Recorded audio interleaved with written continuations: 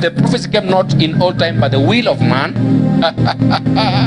but holy men of God spake as they were moved by the Holy Ghost. Now look at that. He said that it was not by the will of,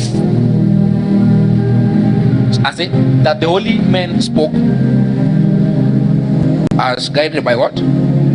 As moved by the Holy Ghost. Now that move by the Holy Ghost is in the context of the will of God. So it was not by the will of man that prophecies came, but by what? The will of God.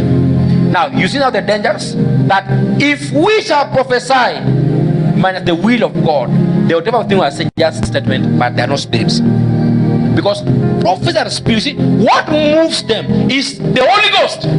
It is the spirit factor of God. So what must be that when that prophecy comes, it comes by the wind of the spirit. So if a man prophesies away from the spirit of God, the word comes there is that thing just a statement. So we may say this to hype you, but they remain just as a statement. There is no spirit factor in them. That's when they come as a seed within your own spirit. They are spirit seeds that comes within your own spirit. So the laboring that must start from your spirit. But see, it always comes within your spirit. See, most people begin to labor in the flesh. So we lose the whole significance of it. So prophecy don't come by the will of any man. If men were willing, now do you know why it doesn't come by the will of man? Now I've told that even on private conversation between a man and God, that conversation must be made based on the will and the ways of God.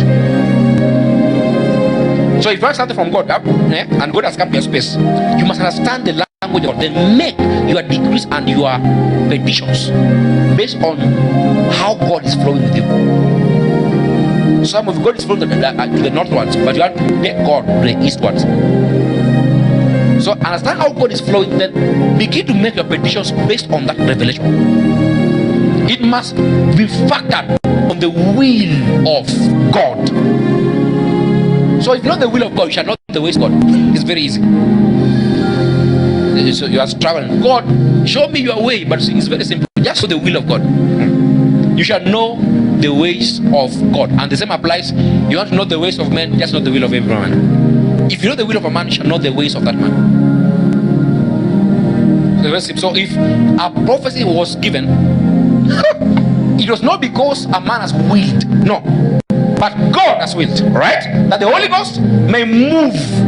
That move is basically the constitution that must carry that prophetic word to everyone. So it is given to that man, right? But see, when it comes to you, it's by the will of God, not your will.